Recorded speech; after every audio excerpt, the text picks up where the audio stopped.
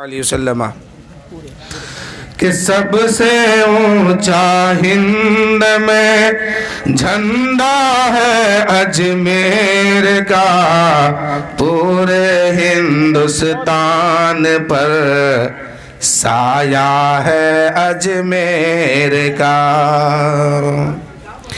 کہ پورے ہندوستان پر سایہ ہے اجمیر کا،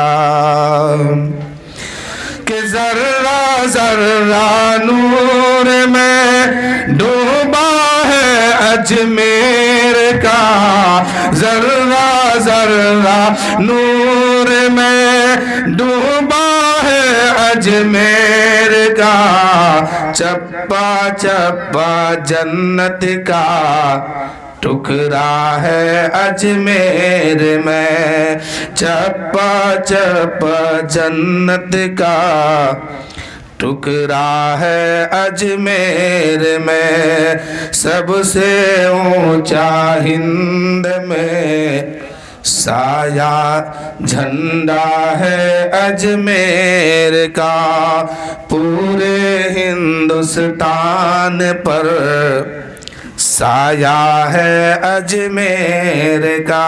اجمیر ہندوستان کے مسلمانوں پر احسان حضرت خواجہ غریب نواز کا ہے۔ آج جو میلاد شریف کر رہے ہیں، پڑھ رہے ہیں، سن رہے ہیں، گلی گلی جو اذانیں سنائی دے رہی ہے، نمازیں ہو رہی ہے، مسجدیں بنی ہوئی ہے، یہ سب خواجہ غریب نواز کی کرم ہے، خواجہ غریب نواز کا کرم ہے۔ اگر وہ ہندوستان میں نہ آتے، محنت نہ کرتے اور اتنے لوگوں کو 90 لاکھ لوگوں سے زیادہ لوگوں کو کلمہ نہ پڑھاتے، ایمان نہ دلاتے، تو پھر نہ کہیں مسجد دکھائی دیتی، نہ اذان سنائی دیتا، نہ پھر کہیں نمازیں ہوتی۔ یہ سب خواجہ غریب نواز کا کرم ہے کہ آج مسلمان ہر گلی، ہر شہر، ہر دیہات میں موجود ہے۔ شاعر کہتے ہیں کہ سب سے اونچا ہند میں جھنڈا ہے اجمیر کا، پورے ہندوستان پر سایہ ہے اجمیر کا، پورے ہندوستان پر سایہ ہے اجمیر کا۔ آج بھارت میں خواجہ غریب نواز کے آنے کا 800 سال ہو گیا۔ اس کے بیچ میں کون حکومت کس کی ہوئی کوئی عطا پتہ نہیں ہے، کب کون پردھان منتری بنا، کون کیا بنا، کچھ بھی دین کے بعد سب بھلا جاتے ہیں۔ لیکن ایک مرد کلندر بھارت کے دھرتی پر آ کر کے 800 سال پہلے یہ اعلان کیا تھا، اے لوگوں، میں بھارت واسیوں کے جسم پر حکومت کرنے نہیں آیا ہوں، میں تو بھارت واسیوں کے دلوں پر حکومت کرنے آیا ہوں۔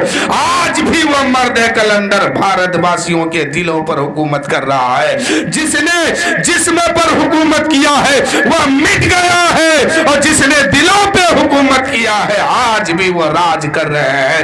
800 سال کے بعد بھی ہندوستان کے مسلمان کا بچہ بچہ یا خواجہ کہتے ہیں، کیوں؟ یہ خواجہ غریب نواز کی محبت ہے کہ جس نے دل پر حکومت کی وہ آج بھی راج کر رہے ہیں، اور جس نے جسم پر حکومت کی وہ مٹ گیا ہے۔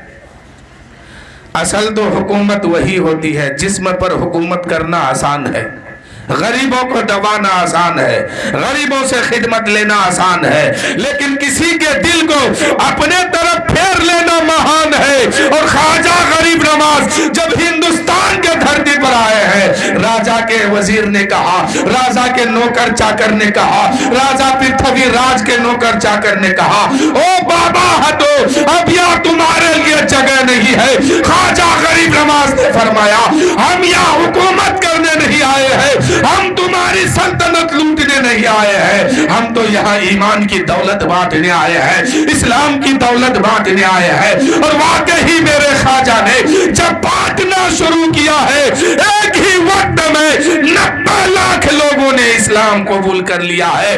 جو دن آگے بڑھ رہا تھا خواجہ غریب نواز اور آگے بڑھ رہے تھے، دن آگے بڑھ رہا تھا، لوگ قریب آ رہے تھے، خواجہ غریب نواز اسلام کی دولت دیے جا رہے تھے، دیتے دیتے 90 لاکھوں کو کلمہ پڑھا کے مسلمان بنا دیا۔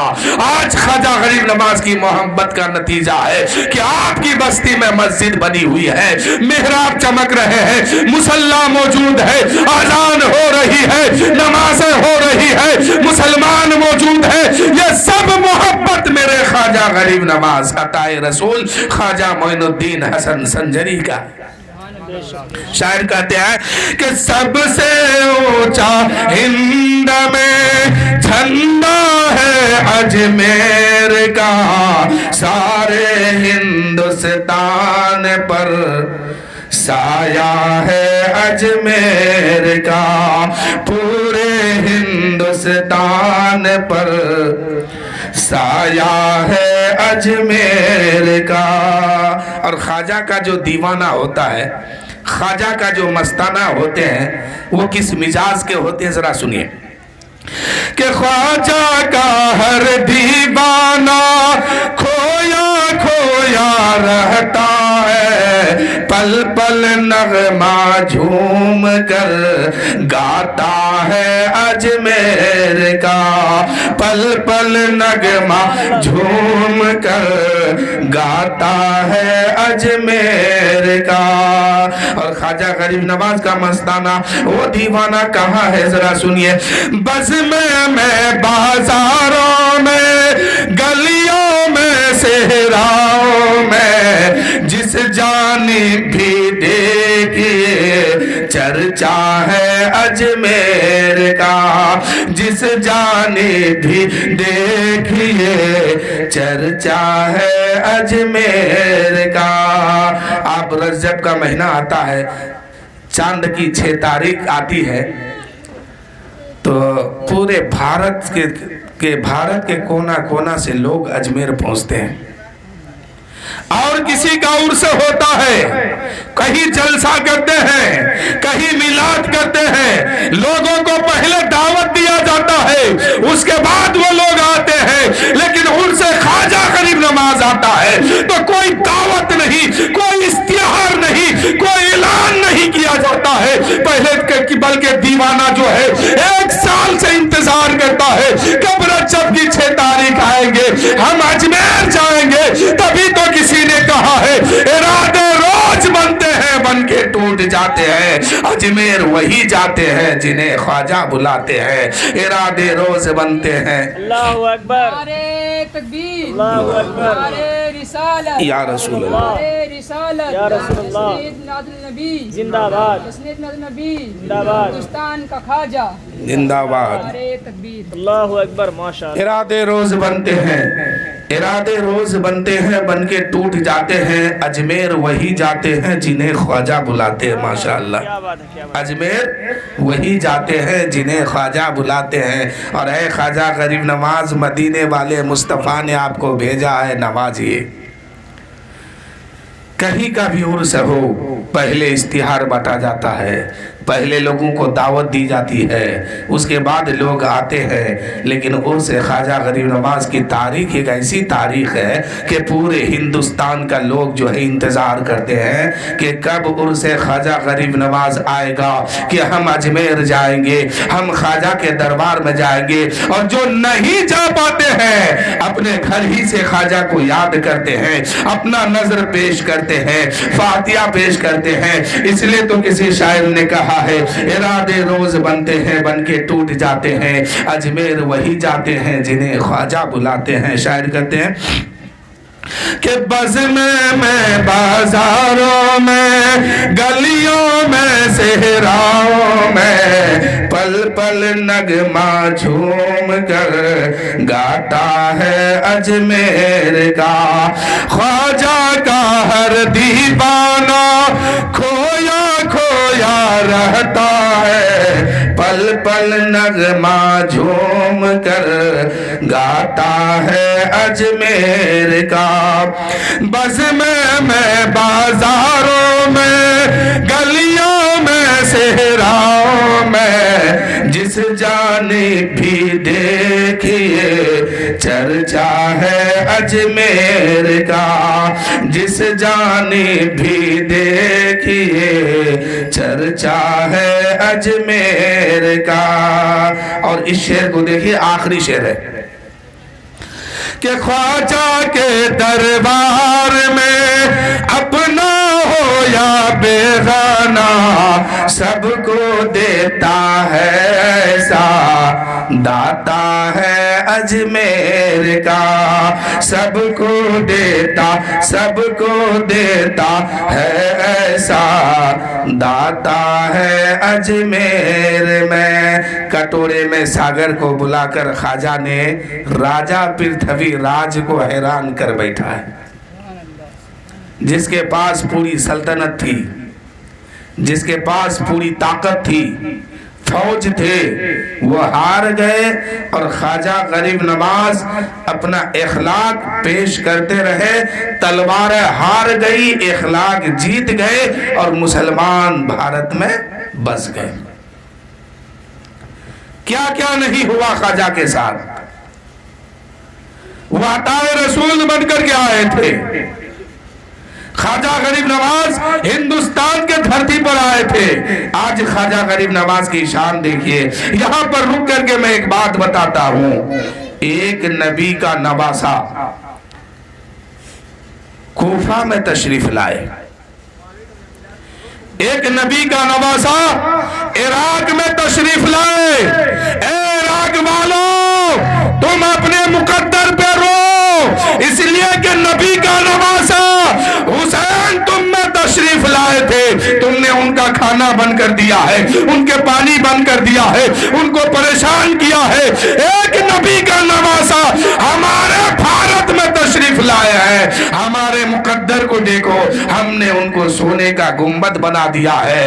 अगर ये नबी का नवासा आया है, अगर नबी की बेटी फातिमा तशरीफ लाती तो हम पूरा गुंबद फूलों से सजा देते, फूलों से बना देते। ये मुकद्दर की बात है। एक नबी का नवासा कूफा के धरती पर तशरीफ लाए हैं। कूफा वालों ने क्या सुलूक किया? नबी के नवासे पर पानी बंद कर दिया है, नबी के नवासे पर खाना बंद कर दिया है, उनका रास्ता रोक दिया है, उन पर जुल्म सितम किया है। लेकिन एक नबी का नवासा हमारे भारत में तशरीफ लाए हैं तो हमने उनको सोने का गुंबद बना दिया है। हमारे मुकद्दर पर रश्क करो, हमने कैसे वफा किया है, तुमने कैसे बेवफाई की है। वह हुसैन है जिसकी कदर तुमने नहीं किया। यह हुसैन की औलाद है। जब भारत में तशरीफ लाए हैं हमने कदर ऐसी की कि उनको सोने का गुंबद बना दिया। जन्नतुल बकी में मजार तोड़ने वालों, पता नहीं तुम किस ख्याल में रहते हो। अगर हजरत फातिमा नबी की बेटी हमारे हिंदुस्तान में तशरीफ लाती तो हम पूरा गुंबद फूलों से बना देते। यह मुकद्दर की बात है। नबी का नवासा वहां भी तशरीफ ले गए, नबी का नवासा यहां भी तशरीफ लाए। लेकिन मुकद्दर देखिए, उन लोगों ने बेवफाई की है, कूफा वालों ने बेवफाई की और हिंदुस्तान वालों ने वफा की। इसलिए तो मेरे आका सल्लल्लाहु अलैहि वसल्लम बार बार अपने दाएं जानिब देख करके मुस्कुराते हैं। साहबा ने कहा या रसूल अल्लाह, या हबीब अल्लाह, दाएं जानिब देख देख के आप बार बार मुस्कुराते हैं। मेरे आका फरमाते हैं हिंद से मुझे वफा की खुशबू आ रही है, मोहब्बत की खुशबू आ रही है। आज देखिए हिंद की धरती से मोहब्बत के साथ आका की बारगाह में एक दिन में कई करोड़ दुरूद व सलाम हिंद से रवाना हुजूर की बारगाह में तोहफे में पेश किया जाता है। कई करोड़ मर्तबा पढ़ के आशिक जो है दुरूद व सलाम पढ़ करके मेरे आका की बारगाह में बतौर तोहफा पेश करते हैं नजराना। یہ ہندوستان ہے۔ میرے آقا فرماتے ہیں کہ وفا کی خوشبو آ رہی ہے، محبت کی خوشبو آ رہی ہے، یہی ہندوستان ہے جن کے بارے میں آقا نے فرمایا تھا کہ وفا کی خوشبو آ رہی ہے۔ آج ہند والے کو دیکھیے، ایک دن میں حضور کی بارگاہ میں جو نماز پڑھتے ہیں وہ 5 بار تو سلام درود بھیجتے ہیں، نماز کے باہر بھی پڑھتے ہیں، نماز کے اندر بھی پڑھتے ہیں، یعنی بار بار حضور کی بارگاہ میں سلام بھیجتے ہیں، درود بھیجتے ہیں۔ آپ بھی کہیے ایک بار پھر صلی اللہ علیہ وآلہ وسلم۔ خواجہ غریب نواز ہندوستان تشریف لائے۔ ایک تاریخ کی بات بتاتا، جب آئے تو آنے کے بعد پورے دیش میں کوئی استقبال کرنے والا نہیں تھا، کوئی چاہنے والا نہیں تھا، کوئی اپنا نہیں تھا۔ خواجہ غریب نواز تشریف لائے اور اجمیر کو چونے، اجمیر میں گئے ہیں۔ جب وضو بناتے ہیں وہاں کے لوگ پریشان کہ یہ لوگ کیا کرتے، اب سے پہلے جو ہے ایسے کر کے منہ دھل لیتے تھے، لیکن اب جو ہے تو خواجہ غریب نواز باضابطہ طور پر وضو بناتے ہیں۔ لوگ پریشان کہ یہ لوگ ہاتھ دھلتے ہیں، پھر کلا کرتے ہیں، پھر منہ دھلتے ہیں، پھر ہاتھ دھلتے ہیں، پھر پیر دھلتے ہیں، پھر سر پر ہاتھ پھیرتے ہیں۔ یہ معاملہ کیا ہے؟ پہلی بار لوگوں نے دیکھا ہے، پہلی بار اجمیر والوں نے دیکھا ہے، پریشانی میں آ گیا ہے۔ پھر یہ لوگ حضرت خواجہ غریب نواز اپنے مریدوں کو لے کے نماز میں کھڑے ہوتے ہیں، اجمیر والے پریشان ہیں، یہ لوگ کھڑے ہو کے کیا کرتے ہیں، پھر رکوع میں میرے خواجہ جاتے ہیں، جماعت بنا کے جاتے ہیں، اجمیر والے پریشان ہیں، یہ کس کے سامنے جھک رہے ہیں، سجدے میں جاتے ہیں، اجمیر والے پریشان ہیں کہ ہم تو اپنے معبودوں کے سامنے جھکتے ہیں، یہ کس کے سامنے سجدہ کرتا ہے، یہ کس کے سامنے سر جھکاتا ہے۔ اجمیر والے پریشان ہو گئے۔ اسی میں کسی نے کہا راجہ پرتھوی راج سے، دیکھو ایک فقیر آئے ہیں، ان کا معاملہ یہ ہے، ان کا طریقہ یہ ہے، ان کا یہ معاملہ ہے۔ راجہ پرتھوی راج سمجھ گئے کہ میری سلطنت کو پلٹنے والا کوئی اور نہیں ہے، یہی فقیر ہے، ان کو بھگایا جائے۔ اب بھگانے کی ترکیب تو بہت اس نے کیا ہے۔ پہلے ترکیب کیا کیا؟ کہا کہ جہاں وہ لوگ بیٹھے ہیں وہاں راجہ کے بیٹھنے کے، اونٹ کے بیٹھنے کی جگہ تھی۔ اپنے نوکروں سے کہا کہ جاؤ اس فقیر سے کہنا کہ یہاں ہمارے اونٹ بیٹھتے ہیں، آپ کہیں اور چلے جائیے۔ آیا، آنے کے بعد کہا او بابا یہاں راجہ کا اونٹ بیٹھتا ہے، آپ کہیں اور جگہ چلے جائیے۔ حضرت خواجہ غریب نواز نے فرمایا اونٹ بیٹھتے ہیں، پوری دنیا خالی ہے، کہیں نہ کہیں بیٹھ جائیں گے، ہم لوگ کو یہاں رہنے دو۔ اس نے ضد کیا کہ نہیں، یہاں بیٹھے گا تو راجہ کے اونٹ ہی بیٹھے گا، آپ نہیں بیٹھ سکتے ہیں۔ یعنی حضور خواجہ غریب نواز کو پریشان کیا۔ میں نے کہا نا، کوئی اپنا نہیں تھا، کوئی چاہنے والا نہیں تھا، کوئی استقبال کرنے والا نہیں تھا، انجان شہر میں آ کے بیٹھے ہیں، اوپر سے پریشانی الگ ہے۔ لوگوں نے ہٹانا چاہا کہ اونٹ راجہ کا بیٹھیں گے، آپ یہاں سے ہٹیے، تو خواجہ غریب نواز نے فرمایا جاؤ، راجہ کا اونٹ بیٹھتا ہے تو بیٹھے ہی رہیں گے۔ یہ کہا کہ خواجہ غریب نواز چل دیے۔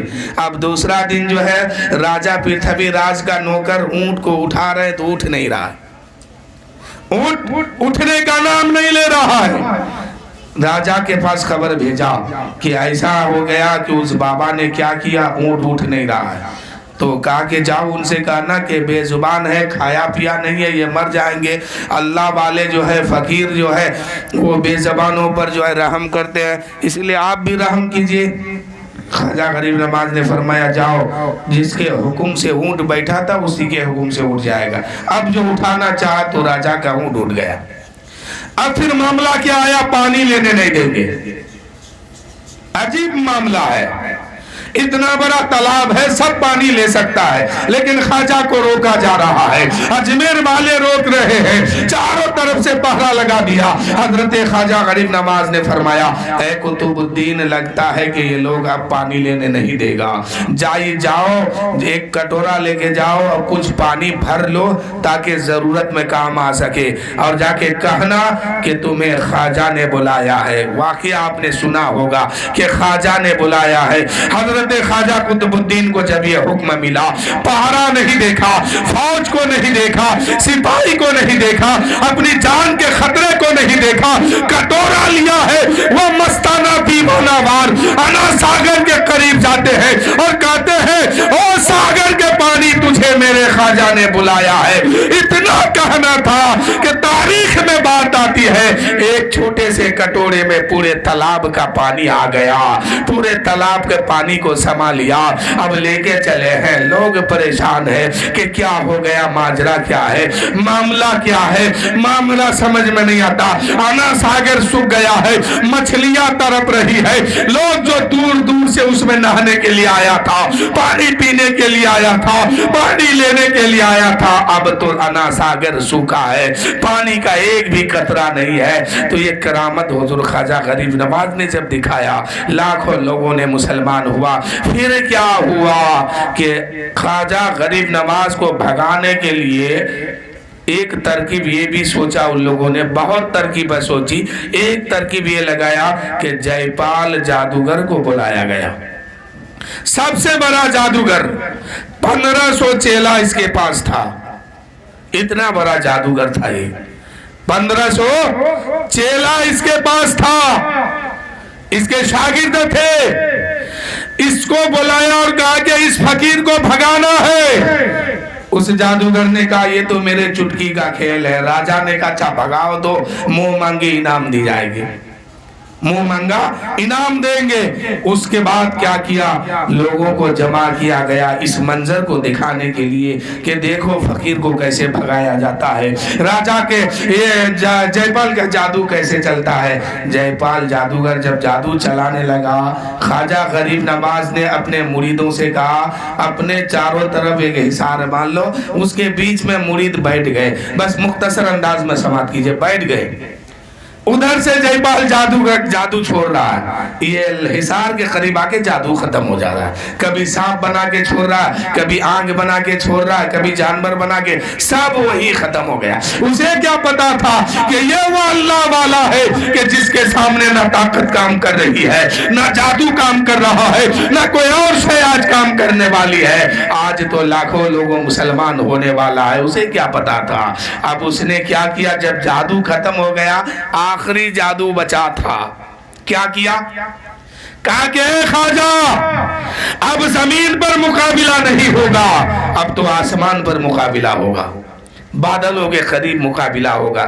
خواجہ نے فرمایا کیا کرو گے، کہا کہ میں جا رہا ہوں اوپر، اب آئیے اوپر ہی مقابلہ ہوگا، لڑائی اوپر ہی ہوگی، اب نیچے نہیں لڑیں گے، ہم نیچے لڑنے کے قابل اب نہیں بچے ہیں، اب آئیے اگر طاقت ہے تو اوپر۔ حضرت خواجہ غریب نواز مسکرا رہے کہ اچھا پاگل، اوپر جا رہا، چل گیا۔ جے پال جوگی بادل میں جا کے چھپ گیا، شیر کا کھال تھا اس کے پاس، اس کھال میں بیٹھ گیا، بیٹھنے کے بعد اپنا انتر منتر چلایا، اڑنے لگا ہوا میں۔ جے پال جوگی بادل میں جا کے چھپ گیا۔ خواجہ غریب نواز نے اپنے گھروں کو حکم دیا، اس وقت کھرنگ خواجہ غریب نواز پہنتے تھے، دروازے پر رکھا ہوا ہے۔ خواجہ نے فرمایا تو کیا دیکھ رہا ہے، جاؤ خدا کا وہ دشمن ہے اس کو مارتے ہوئے لے کے آؤ۔ اب دونوں کھرنگ اڑنے لگا ہے، آپس میں بات ہو رہی ہے۔ دائیں والا کہتا کہ خبردار جب میں برسوں تو تو رک جانا، بائیں والا کہہ رہا ہے خبردار جب میں برسوں تو تو رک جانا۔ دونوں کھرنگ جو ہے جے پال جوگی کے دونوں سر کے دونوں طرف ہو گیا ہے، کبھی بایاں والا پڑتا ہے کبھی دایاں والا پڑتا ہے، دونوں کھرنگ جو ہے مارتے مارتے جے پال جوگی کو زمین پر لے کے آیا۔ جے پال جوگی نے خواجہ کے قدم پر اپنا سر رکھ دیتا ہے اور کہتا ہے اے خواجہ مان گئے، آپ کے اسلام کے سامنے ہمارا جادو ٹک نہیں سکتا ہے، ہمارا جادو چل نہیں سکتا ہے، ہمارا جادو مقابلہ نہیں کر سکتا۔ اے خواجہ ان کھرنگوں کو روک دیجئے، میں سمجھ گیا ہوں آپ کی طاقت کیا ہے، اسلام کی طاقت کیا ہے، آپ کے سامنے ہمارا جادو ہار گیا، آپ کا اسلام جیت گیا۔ کلمہ پڑھائیے، مسلمان بنائیے۔ کلمہ پڑھتا ہے لا الہ الا اللہ محمد رسول اللہ صلی اللہ اللہ تعالیٰ علیہ وآلہ وسلم کلمہ پڑھ کے مسلمان ہوا. جیسے ہی کلمہ پڑھ کے مسلمان ہوا تو 3 شرط اس نے رکھی کہ میری یہ شرط ہے پہلے پوری کیجیے. پہلی شرط کیا کہ مجھے قیامت تک کے لیے حیات دی جائے. پہلی شرط مجھے قیامت تک کے لیے زندگی دی جائے. خواجہ غریب نواز نے فرمایا جا تو قیامت تک سلامتی کے ساتھ زندہ رہے گا, کسی کو دکھے گا نہیں اور تو پریشانی میں بھی نہیں پڑے گا, سلامتی کے ساتھ رہے گا. اس نے دوسری شرط رکھی کہ میری دوسری بات یہ ہے کہ پوری کیجیے. حضرت خواجہ غریب نواز نے فرمایا کیا؟ تو اس نے کہا اب نام ان کا عبداللہ بیابانی ہو گیا, نام عبداللہ رکھا گیا, مسلمان ہوا. کہا کہ دوسری شرط یہ ہے جو مسلمان نماز پڑھ کے روزہ رکھ کے عبادت کر کے سجدہ کر کے تقوی کے ساتھ اس منزل پر پہنچتے ہیں یعنی ولایت کے منزل پر پہنچتے ہیں, میں چاہتا ہوں کہ مجھے ابھی دے دیا جائے. اوہ ابھی کچھ کیا نہیں ہے, کوئی کام کیا نہیں ہے, نہ نماز پڑھا ہے, نہ روزہ رکھا ہے, نہ عبادت کیا, نہ سجدہ کیا, نہ تلاوت کیا, صرف کلمہ پڑھا ہے, کلمہ. اور مانگ کتنی بڑی چیز مانگ رہا ہے کہ مجھے ولی بنا دیجئے. صرف کلمہ پڑھا, چند سیکنڈ ابھی گزرا ہے. شرط کیا رکھا کہ مجھے جو مسلمان نماز پڑھ کے روزہ رکھ کے سجدہ کر کے تلاوت کر کے تقوی پرہیزگاری سے ولایت کے منزل پر پہنچتے ہیں وہ مجھے ابھی کے ابھی دے دیا جائے. خواجہ غریب نواز نے دے دیا اسی وقت, بغیر کچھ کیے ہوئے, صرف کلمہ پڑھا. میرے خواجہ نے عطا فرمایا اور کہا کہ لے تجھے میں نے وہ بھی دے دیا. کہا کہ ایسے نہیں, مجھے دکھائیے کہ مجھے کیا کیا آپ دیے, کہاں تک پہنچائیے. خواجہ غریب نواز نے کہا آنکھیں بند کر. آنکھیں بند کیا, پوری دنیا وہ گھوم رہے ہیں, آسمانوں کا سفر کر رہے ہیں. جب تھک گئے تو کہتا حضرت اب روک دیجئے, یہیں تک میرے لیے بہت ہے, اب مجھے روکیے, جو آپ نے دیا ہے یہی بہت ہے. جب آنکھ کھولا ہے تو کیا دیکھتا ہے کہ خواجہ غریب نواز کے قدموں میں پڑا ہوا ہے. تو یہ خواجہ کی کرامت ہے کہ ایک لمحے میں ان کو مسلمان بھی بنایا, ولایت بھی دے دیا, نام بھی دے دیا, قیامت تک کی زندگی بھی اللہ نے خواجہ غریب نواز کے صدقے میں اسے عطا بھی فرما دیا. یہ خواجہ غریب نواز کی محنت ہے. جب لوگوں نے دیکھا کہ جے پال جوگی ایمان لایا تو لاکھوں کروڑوں لاکھوں کے لاکھ لوگ جو ہے اس وقت ایمان لے آیا, کلمہ پڑھا. یہ محبت میرے خواجہ کی ہے. تو میں بتا رہا تھا, شعر سنیے کہ سب سے اونچا ہند میں جھنڈا ہے اجمیر کا, سارے ہندوستان پر سایہ ہے اجمیر کا, سارے ہندوستان پر سایہ ہے اجمیر کا, سارے ہندوستان پر سایہ ہے اجمیر کا. ذرہ ذرہ نور میں ڈوبا ہے اجمیر کا, چپا چپا جنت کا ٹکڑا ہے اجمیر میں, چپا چپا جنت کا ٹکڑا ہے اجمیر کا.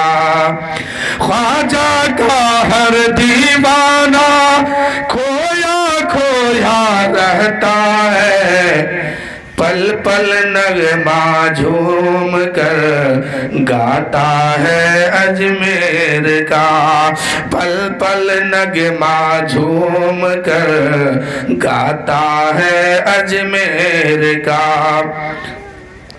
کہ بزم میں بازاروں میں گلیوں میں صحراؤں میں جس جانب بھی دیکھیے چرچا ہے اجمیر کا خواجہ کے دربار میں اپنا ہو یا بیگانہ خواجہ کے دربار میں اپنا ہو یا بیگانہ سب کو دیتا ہے ایسا داتا ہے اجمیر کا درود شریف پڑھی اللہم صلی علی سیدنا شفیعنا حبیبنا مولانا محمد معدن الجود والکرم بارک وسلم صلو علیہ صلاۃ و سلام علیک یا رسول اللہ صلی اللہ تعالی علیہ وآلہ وسلم۔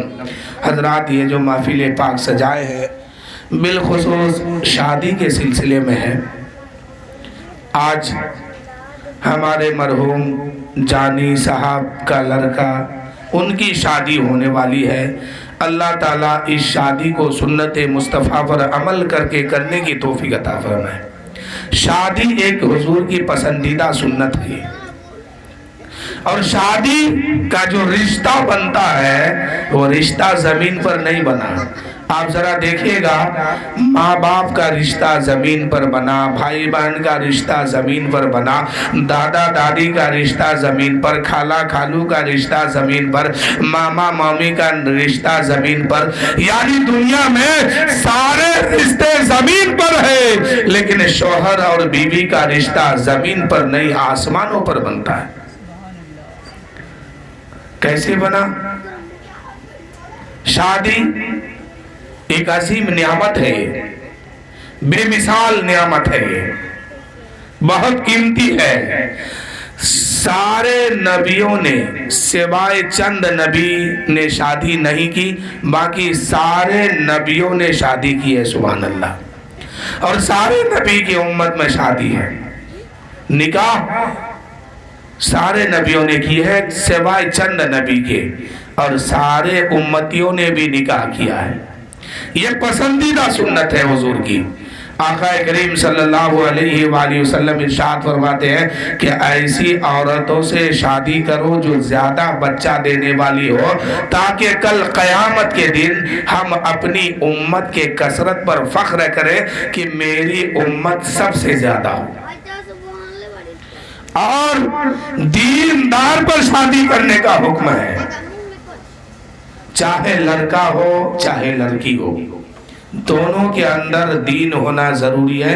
جب دونوں کے اندر دین ہوتا ہے، شریعت ہوتی ہے، اسلام کا قاعدہ قانون ہوتا ہے، تو پھر وہ انشاءاللہ وہ جو رشتہ بنتا ہے نا، وہ رشتہ میں برکت ہوتی ہے، اس رشتہ سے ثواب بھی ملتا ہے۔ کیا مطلب کہ رشتہ جو آپ کرتے ہیں، ہم اور آپ کرنے جاتے ہیں، چاہے بیٹا کے لیے ہو یا بیٹی کے لیے ہو، سب سے پہلے اس میں دین دیکھنا ضروری ہے کہ جس کو ہم تلاش کرنے آئے ہیں وہ نمازی ہے کہ نہیں ہے، روزے دار ہے کہ نہیں ہے، قرآن پڑھنے والے ہیں کہ نہیں ہے، شریعت پر چلنے والے ہیں کہ نہیں ہے، اسلام کے طور و طریقے پر وہ لوگ چلنے والے ہیں کہ نہیں ہے، اس کو دیکھنا ضروری ہے۔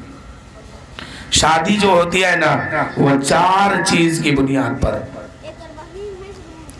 چار چیز کے بنیاد پر شادی ہوتی ہے، یعنی حسن کے بنیاد پر، خاندان کے بنیاد پر، دولت کے بنیاد پر اور دینداری کے بنیاد پر۔ آقا کریم فرماتے ہیں دینداری پر توجہ دو۔ حضور نے دینداری پر توجہ فرمایا ہے کہ دینداری دیکھ کے شادی کرو۔ کیا مطلب؟ پتہ یہ چلا کہ دولت ہے دین نہیں ہے تو وہاں رشتہ مت کرو، وہ بیکار ہے۔ خاندان اچھا ہے، اونچا خاندان والے ہیں، لیکن اگر شریعت پر چلنے والے لوگ نہیں ہیں تو وہ بیکار ہے۔ اسلام کے قاعدہ قانون کو ماننے والے لوگ نہیں ہیں، وہاں رشتہ مت کرو، وہ بیکار ہے۔ دولت ہے، عزت ہے، شہرت ہے، خاندان ہے، حسن ہے، اگر دین نہیں ہے تو سب بیکار ہے، دین نہیں ہے تو سب ختم ہے۔ عزت شہرت کام آنے والی چیز نہیں ہے، دین ہے تبھی عزت کام آئے گی، شہرت کام آئے گی، دولت کام آئے گی۔ کیا پتا چلا کہ عزت ہو اور ساتھ میں دین ہو، اس خاندان سے اچھا کوئی خاندان نہیں ہے۔ دولت ہو، دین بھی ہو، اس دولت سے اچھی کوئی دولت نہیں ہے۔ پتا आगे चला। अमीर गरीब होना ये कोई जरूरी कोई माने नहीं रखता है, माने इस्लाम रखता है, शरीयत रखती है, दीन का कायदा कानून रखता है। गरीब हो और दीन है, हंस करके रिश्ता कबूल कर लो। अमीर है, शरीयत उसके अंदर मौजूद है, तो हंस करके रिश्ता कबूल कर लो। अगर लाखपति है, करोड़पति है, लड़का करोड़ों का कमाता है, अगर दीन नहीं है तो उस रिश्ते को कबूल मत करो। इसलिए कि आपने उसकी जाहिरी दुनिया को देखा है, हकीकती दुनिया में क्या है वो। अगर दीन नहीं है तो हो सकता है कि शराब भी पीता होगा, इस्लाम को नहीं मानता है तो हो सकता है कि डाको भी होगा, गुंडा भी होगा, इस्लाम के कायदा कानून को नहीं मानता है तो हो सकता है कि छुप करके शराब भी पीता होगा। और अगर गरीब ही क्यों ना हो या अमीर क्यों ना हो, अगर नमाजी है, शरीयत वाले हैं, इस्लाम वाले हैं, तो वहां रिश्ता करो। उस रिश्ते में कोई खतरा नहीं है, उस रिश्ते में कोई परेशानी नहीं है, इसलिए कि वो कुछ भी कर सकता है। अगर दीन है तो शरीयत के मुताबिक वो चलेगा, शराबी नहीं होगा, शरीयत के मुताबिक चलेगा, जुआरी नहीं होगा, इस्लाम के कायदा कानून को वो मानेगा। आका करीम ने फरमाया है कि दीन पर तवज्जो दो, दीनदारी देख के शादी करो। क्या मतलब, क्या पता चला हम दौलत बाद में देखेंगे, शोहरत बाद में देखेंगे, इज्जत बाद में देखेंगे, रुतबा बाद में देखेंगे, खानदान भी बाद में देखेंगे, पहले हम दीने मुस्तफा देखेंगे, नबी का कानून देखेंगे, नबी की शरीयत देखेंगे, इस्लाम देखेंगे कि उस घर में जिसमें हम रिश्ता करने जाते हैं इस्लाम पर चलने वाले लोग है कि नहीं है, शरीयत पर चलने वाले लोग है कि नहीं है, इस्लाम के कायदा कानून को मानने वाले लोग है कि नहीं है। मेरे दोस्तों, एक बात मैं यहाँ पर कह देता हूँ, मैंने अभी कुछ देर से इस्लाम इस्लाम इस्लाम कह रहा था ना, अब उसका मतलब समझिए। जो इस्लाम को नहीं माना, इस्लाम पर अमल नहीं किया, इस्लाम के कायदा कानून को नहीं माना, वो अल्लाह की नाफरमानी किया, रसूल से गद्दारी किया। अब मुझे बताओ, जो लड़का दीन से दूर हो, शरीयत से दूर हो, इस्लाम से दूर हो, वो अल्लाह का नाफरमान है, रसूल पाक का नाफरमान है, तो आप जो उनके हाथ में बेटी दीजिएगा तो वो आपकी बेटी से क्या वफा करेगा? जो खुदा का वफा ना कर सका, खुदा से वफा नहीं किया, वो आपके साथ क्या वफा करेगा? इसलिए रिश्ता करने से पहले देखो कि लड़का के अंदर दीन है कि नहीं है, लड़की के अंदर दीन है कि नहीं है, इस्लाम पर चलने वाले ये लोग है कि नहीं है, इस्लाम का कायदा कानून मानते हैं कि नहीं मानते हैं। आप दौलत देखिए, मैं मना नहीं करता हूँ, इज्जत देखिए, मैं मना नहीं करता हूँ, शोहरत देखिए, मैं मना नहीं करता हूँ, ऊंचा खानदान भी देखिए, मैं मना नहीं करता हूँ, लेकिन मैं सबसे पहले कहता हूँ कि दीन देख लो, सब कुछ अपने आप आ जाएगा। सब देखिए, अगर दीन है तो सब कबूल कर लीजिए, दीन नहीं तो कुछ भी कबूल मत कीजिए।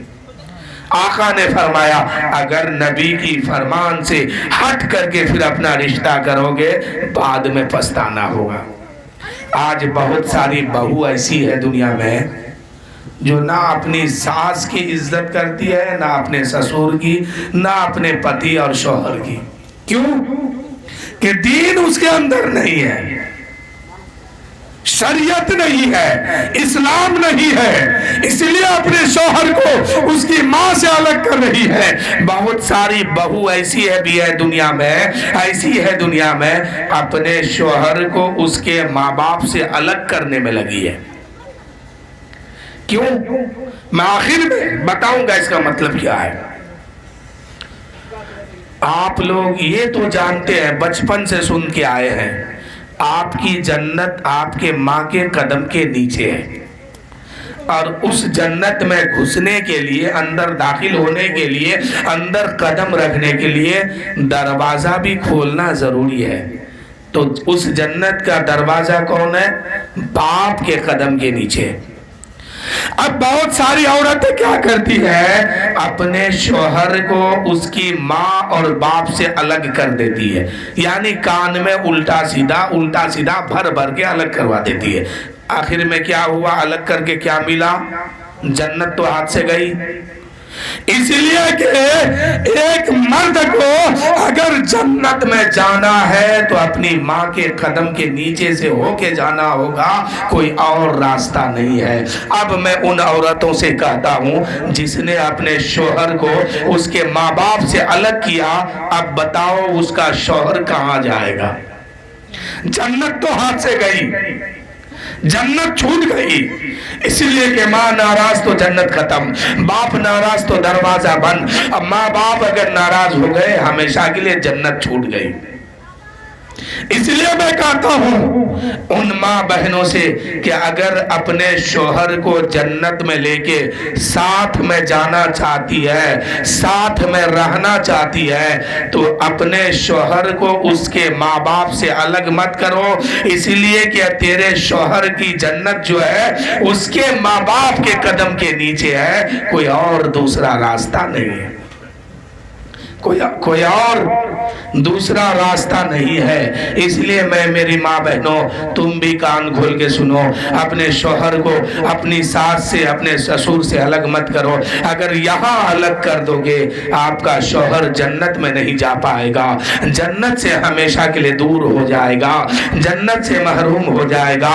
अगर चाहते हो कि बरोज़े महशर मैं भी जन्नत में जाऊं और वो भी जन्नत में जाए, तो फिर उसको उसकी माँ की खिदमत करने दो, माँ से मोहब्बत करने दो। इसलिए कि उसकी माँ ही उसके लिए जन्नत है, उसका बाप ही उसके लिए जन्नत का दरवाजा है। और ये जो मैंने बताया अक्सर घर में ये माहौल दाखिल हो चुका है मुसलमानों के। अक्सर घर में हर 2 घर के बाद एक घर ऐसा ही मिलेगा। आप पूरे हिंदुस्तान में कहीं भी जाइए, किसी भी शहर में, किसी भी बिरादरी में, किसी भी खानदान में, किसी भी इलाके में आप जाइए, चाहे शहर हो या देहात हो, हर 2 घर 3 घर के बाद चौथा घर ऐसा ही आएगा, या 4 घर के बाद 5वां घर ऐसा ही आएगा कि एक बीबी अपने शौहर को उसके माँ बाप से अलग कर रहे हैं। वो बीबी नहीं जानती है कि वो क्या कर रही है, हकीकत में उस अपने शौहर को वो जो है जन्नत से हमेशा के लिए दूर कर रही है। इसलिए कि आपको अगर जन्नत जाना है तो माँ को राजी करना ही होगा।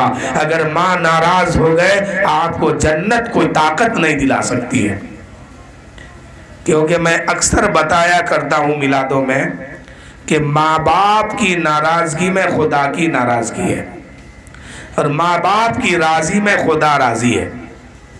जिसकी माँ नाराज है, जिसका बाप नाराज है, उससे उसका अल्लाह भी नाराज है, रसूल भी नाराज है। आगे एक मैं हदीस पढ़ रहा हूँ, सुनिए। एक मर्तबा हजरत अनस रदी अल्लाह ताला अन्हु, बहुत प्यारे साहबी है ये, अल्लाह अल्लाह, इन्होंने हुजूर की बारगाह में अर्ज की, या रसूल अल्लाह, या हबीब अल्लाह, हम कैसे पता करें कि अल्लाह राजी है कि नाराज है? कितना अच्छा सवाल है कि हम कैसे पता करें कि अल्लाह राजी है कि नाराज है। तो मेरे नबी सल्लल्लाहु अलैहि वसल्लम इरशाद फरमाते हैं, ए अनस जाओ अपने घर।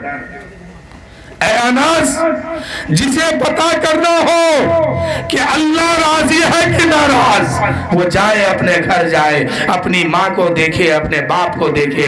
अगर ये दोनों राजी है तो अल्लाह भी राजी है, ये दोनों नाराज है तो अल्लाह भी नाराज है। और एक बेटा के लिए जन्नत का दरवाजा कहाँ है? बाप के कदम के नीचे। जन्नत कहाँ है? माँ के कदम के नीचे। क्या पता चला? जब तक ये दोनों राजी नहीं हो जाएंगे तब तक जन्नत नहीं मिलेगी। और अक्सर मुसलमान हर 4 घर के बाद 5वां घर ऐसा मिलेगा कि एक बीबी अपने शौहर को अपने सास अपने ससुर से अलग कर रही है, यानी उसको बहका के अलग कर दिया। अलग तो करने का कर लिया, अलग तो करने का कर दी, लेकिन आगे क्या होगा कि आपकी शौहर जन्नत में कभी नहीं जा पाएगा, हमेशा के लिए जन्नत खत्म हो गई उसकी। اس لیے جس کی ماں ہے، جس کا باپ ہے، ابھی بھی وقت ہے، ان کا قدم پکڑو، ان کو راضی کرو۔ اگر یہ راضی ہو گئے تو جنت پھر آپ کے لیے ہے، اگر یہ ناراض ہو گئے تو جنت آپ کے لیے نہیں ہے۔ اب جس کی ماں ناراض ہے وہ سمجھے کہ وہ کیا کرے گا۔ اگر جنت میں جانا ہے تو پھر میں نے جو کہا وہ کرنا ہی پڑے گا، اور اگر جنت میں نہیں جانا ہے تو پھر جو چاہے کیجئے۔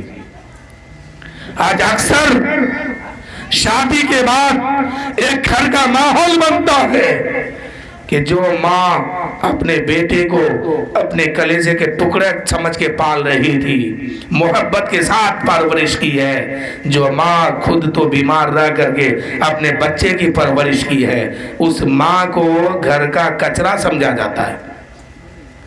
اکثر ہر 5 گھر کے بعد ایک گھر ایسا ہے، لیکن یہ نہیں جانتا ہے کہ جس کو وہ کچرا سمجھا ہے وہی تو اس کی حقیقت ہے، وہی تو اس کے لیے جنت ہے، وہی تو اس کے لیے سکون ہے۔ اے میرے دوستو، آج جو پریشانی آتی ہے وہ کیوں آتی ہے جانتے ہیں؟ ماں باپ کو ناراض کرنے سے پریشانی آتی ہے، ماں باپ کو تکلیف دینے سے بیماریاں آتی ہے۔ آج پریشان مسلمان کیوں زیادہ ہے؟ وجہ یہی ہے کہ ماں باپ کی عزت نہیں کرتے ہیں، ماں باپ کو تکلیف پہنچاتے ہیں۔ ادھر شادی ہوئی، ادھر نہ ماں کو سمجھتا ہے نہ باپ کو سمجھتا ہے، یہ دونوں جو ہے میاں بیوی عائش کرتا ہے، ماں باپ کو تکلیف دیتا ہے۔ جس گھر میں ماں باپ ناراض ہوتے ہیں اس گھر میں تکلیف آتی ہے، بیماری آتی ہے، پریشانی آتی ہے۔ ماں باپ کو ناراض کرنا یہ سب سے بڑا گناہ ہے۔ اور جو انسان اپنی ماں کی خدمت کرتا ہے، باپ کی خدمت کرتا ہے، اگر اس کے عمر کم ہے تو اللہ تعالیٰ ماں باپ کی خدمت کے صدقے میں اس کی عمر میں برکت عطا فرما دیتا ہے۔ کیا سمجھے؟ اگر ابھی 3 سال دنیا میں رہے گا، اتنی ہی عمر اس کی بچی ہے۔ ماں باپ کو اگر راضی کر لیا تو اس کے صدقے میں اللہ تعالیٰ 30 سال بڑھا دیتا ہے۔ یہ ماں کی عظمت ہے۔ تو بہرحال شادی کے بارے میں بیان کر رہا تھا کہ ایک بہو کا یہ کردار نہیں ہونا چاہیے، یہ اخلاق نہیں ہونی چاہیے، یہ جو ہے بات سامنے نہیں آنی چاہیے۔ جیسے وہ اس کی ماں ہے ویسے اس کی بھی ماں ہے، دونوں ماں ہے، ماں کو ماں سمجھیے۔ اب بات رہی شادی کی، تو شادی جو ہے سنت ہے، سنت کے طریقے پر کیجئے۔ سنت کیا ہے اس پر عمل کیجئے۔ زیادہ بارات لے جانا کوئی ضروری نہیں ہے، زیادہ ولیمہ کرنا کوئی ضروری نہیں ہے۔ ولیمہ ایک سنت، ایک مستحب ایک چیز ہے، یہ سنت کے طور پر آتا ہے۔ ولیمہ کیجئے، شادی کیجئے، نکاح کیجئے۔ نکاح میں کیا باتیں ضروری ہے؟ 2 گواہ ہے، ایک ایجاب قبول ہے، خطبہ ہے۔ اس کے بعد جو چھوارا ہے، یہ مٹھائی ہے، یہ سب کیا ہے؟ مستحب ہے۔ خطبہ مستحب ہے، کلمہ شریف پڑھا دیتے ہیں، لیکن 2-3 چیزیں اس میں ضروری ہے۔ 2 گواہ، ایجاب قبول اور ایک خطبہ۔ اس لیے اتنا کام کریں گے، سنت ادا ہو گئی، فرض بھی ادا ہو گیا، واجب بھی ادا ہو گئے، نکاح بھی ہو گیا۔ تو اسلام کے طریقے پر نکاح کیجئے۔ لیکن آج کیا ہوتا ہے، لوگ جو ہے اسلام کو پیچھے چھوڑ کے ناجائز کاموں کو شادی کے طور پر، شادی کے موقع میں اور بھی کرتا ہے۔ جو رحمت ملنے والی تھی، جو برکت ملنے والی تھی، وہ ختم ہو گئی، چھوٹ گیا۔ شادی ایک رحمت ہے، ایک برکت والی چیز ہے، لیکن جو ہی آج کے دور میں شادی کر کے آتے ہیں پریشانی شروع ہوتی ہے۔ وجہ کیا ہے کہ سنت کے مطابق شادی نہیں کیے ہیں، سنت کے طور و طریقے پر شادی نہیں کیے ہیں۔ اس لیے میرے بھائیوں میں کہتا ہوں، اپنے براتیوں میں نمازیوں کو لے جاؤ، متقیوں کو لے جاؤ، پرہیزگاروں کو لے جاؤ، اچھے اخلاق کے لوگوں کو لے جاؤ، اچھے محبت کرنے والے لوگوں کو لے کے جاؤ۔ جب قاضی خواہ نکاح پڑھائے گا، یہ لوگ آمین کہیں گے، اللہ دعا قبول فرمائے گا، آپ کی تقدیر میں 4 چاند لگ جائے گی۔ اور آقا کریم صلی اللہ علیہ وآلہ وسلم ارشاد فرماتے ہیں، النکاح من سنتی فمن رغب عن سنتی فلیس منی۔ ऐ लोगों, निकाह करो, निकाह करना मेरी पसंदीदा सुन्नत है, और इस सुन्नत को, सुन्नत मुस्तफ़ा पर अमल करके शादी कीजिए। अमल कैसे होगा, हमें जानना होगा। आका ने अपने बच्चों की शादी, अपनी बेटी की शादी किस अंदाज में किए, हमें भी वो इसी अंदाज में करना होगा। सहाबा कैसे जिंदगी में शादी किए, अपने बच्चों की शादी कैसे किए, इस पर अमल करना होगा, इसको जानना होगा, इस पर गौर करना होगा। लेकिन आज शादियों में क्या होता है, जो औरत कभी फजर में उठती नहीं है, वो रात भर गुलगुल्ला के चक्कर में जगी हुई रहती है। ये मामला है मेरे दोस्तों। शादी में गुलगुल्ला बनाना जरूरी नहीं है, लेकिन जिंदगी में हर दिन फजर की नमाज पढ़ना जरूरी है। गुलगुल्ला बनाते बनाइए, लेकिन नमाज पढ़िए ना। नमाज क्यों नहीं पढ़ती है? रात भर आप जगे रहते हैं, फजर में सो जाते हैं गुलगुल्ला के नाम पर। तो गुलगुल्ला अगर छूटता है तो छूटे, इससे कोई मतलब नहीं, कोई माने नहीं, लेकिन नमाज ना छूटने पाए। इसलिए कि हम सब का काम आने वाली जो चीज़ है वो यही है। तो मेरे दोस्तों, अब वक्त बहुत ज़्यादा हो गया। अभी आपके सामने हजरत अल्लामा मौलाना मसलहुद्दीन साहब भी मौजूद है। मैं चाहता हूँ कि उनसे भी आप कुछ बातें सुनिए। हमारी तकरीर तो आप बार बार सुनते रहते हैं, इंशाअल्लाह फिर कभी मौका मिला तो फिर कभी सुनाऊंगा। शायर कहते हैं कि जन्नत में मकान अपना बनाते हैं नमाजी, जन्नत में मकान अपना बनाते हैं नमाजी, मस्जिद में बड़े शौक से जाते हैं नमाजी। अभी कुछ लोग जो है नमाज पढ़ गया है, कुछ लोग नहीं गए हैं। आप लोग भी पढ़ा कीजिए मेरे भाई। नहीं पढ़िएगा ना, वहाँ कोई बेड़ा पार होने वाला नहीं होगा।